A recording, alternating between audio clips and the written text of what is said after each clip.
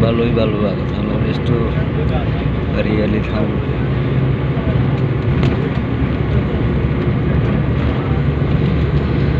सम्भव गरे हुन्छ भन्ने उदाहरण हो यो।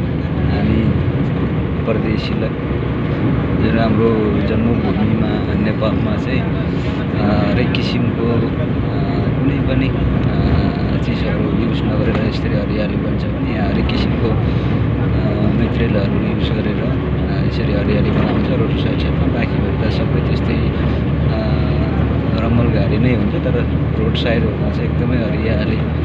साँच्चीकै यो चाहिँ प्राकृतिक नै हो भन्ने जस्तो हुन्छ, तर यो एउटा मानिसबाट बनाइएको चिजहरू जति पनि हरियाली देखिरहेको।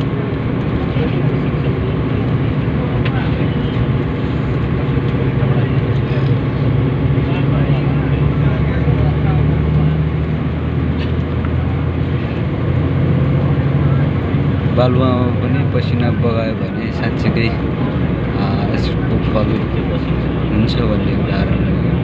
हामी जति हाम्रो गाउँघरमा बारीपाखमा दुःख नगरे पनि आफै उर्वर शक्ति हुन्छ भने यहाँ चाहिँ हरेक किसिमको दुःखहरू अनि हरेक किसिमको केमिकलहरू युज गरेर यतिकोसम्म बनाउनुहुन्छ।